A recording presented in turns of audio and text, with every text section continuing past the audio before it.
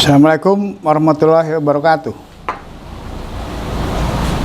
Saya Arif Minardi, Ketua Federasi Serikat Pekerja Logam Elektronik dan Mesin Serikat Pekerja seluruh Indonesia. Pertama-tama kita panjatkan puji syukur kehadirat Allah Subhanahu wa Ta'ala, di mana kita selalu diberikan kenikmatan.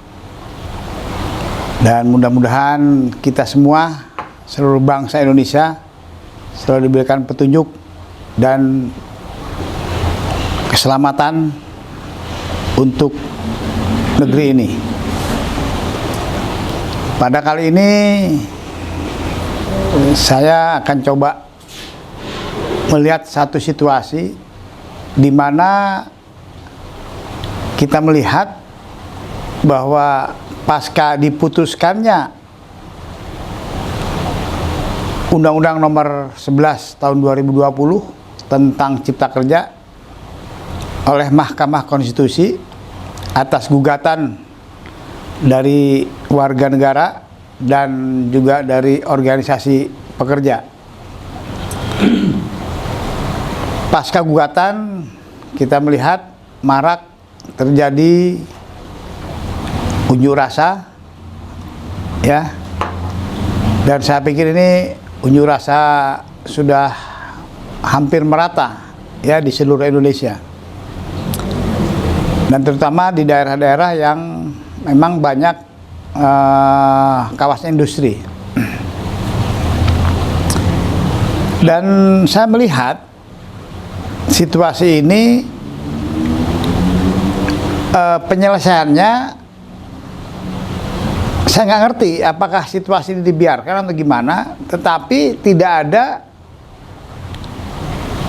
tidak ada ajakan dialog untuk mencari solusi, ya, mencari win-win solution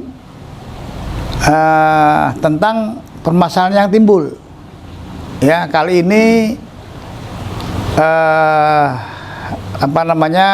saya tidak terlalu banyak bicara hukum, karena keputusan Mahkamah Konstitusi sudah sangat jelas dan gamblang, ya. Kemudian terjadi perdebatan, ya, biarlah itu ranahnya di para pakar hukum, ya. Dan kalau dari kami organisasi buruh juga kecewa, jelas kecewa lah, ya, karena keputusan itu jelas bahwa hal yang strategis dan berdampak luas harus ditangguhkan, sehingga sebetulnya undang-undang itu, Undang-Undang Nomor 11 ini saat ini tidak bisa digunakan. Pasti semua isi pasal itu, ya, bukan pasti lah, ya, tetapi 90% itu strategis, ya, dan berdampak luas. Ya, mengapa dibuat undang-undang itu? Tapi kemudian timbul unjuk rasa. Nah, yang kita soroti adalah seharusnya ketika seperti ini, ya, yang bagus dialog lah, ya, apakah dialog nasional atau apa saja lah, ya, yang bisa membuat komunikasi itu tidak mandek, gitu, ya. Saya pikir, ya, di pikiran saya sih sebetulnya kalau untuk diajak bicara terus menerus mungkin ketemu, ya. Coba aja lihat contohnya, misalkan Aceh itu seolah nggak bisa ketemu. Yang satu pingin merdeka, yang satu tidak boleh merdeka, kan nggak ketemu secara substansi, gitu. Itu pun bisa ketemu, ya, terakhir kan gitu. Ini juga sama, sebetulnya ini komunikasi jalan bagus, itu bisa ketemu. Memang untuk untuk mencapai titik temu itu harus ada yang yang memimpin, piawai dalam memimpin itu, ya, dalam memimpin, mencari solusi, ya. Itu emang harus ada yang bisa, dia punya wawasan luas, kemudian dia bisa bertindak ya adil lah kepada semua. Kan prinsipnya itu. Adil dan ya proporsional lah. Gitu ya. Saya pikir tidak ada masalah yang tidak bisa diselesaikan. Nah, itu kurang lebih. Nah, kita apa sih yang terjadi saat ini ya? Ya kan sederhana. Buruh ingin bekerja dan dihargai dan dia bisa sejahtera. Pengusaha dia invest modal, kemudian mendapatkan laba, mendapatkan keuntungan. Kan itu sederhananya. Pemerintah yang mengatur regulasinya. Regulasi mengatur tatanannya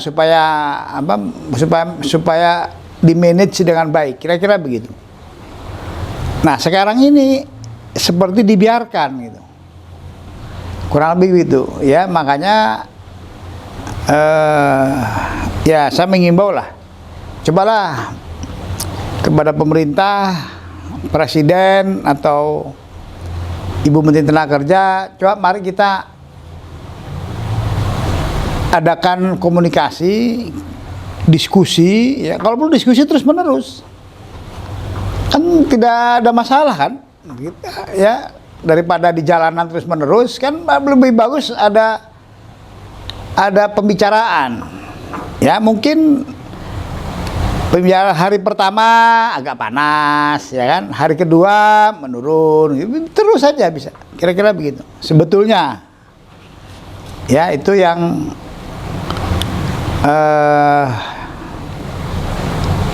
bisa dalam bernegara yang bisa kita lakukan, ya, tidak ada yang tidak bisa diselesaikan. Kira-kira itu tentang masalah perburuhan ini. Untuk sementara kita cukupkan dulu sampai di sini. Mudah-mudahan ada respon yang positif dari pemerintah sebagai penanggung jawab utama bernegara, sehingga seluruh permasalahan bisa ada titik temunya. Demikian, mohon maaf bila kesalahan. Wassalamualaikum warahmatullahi wabarakatuh.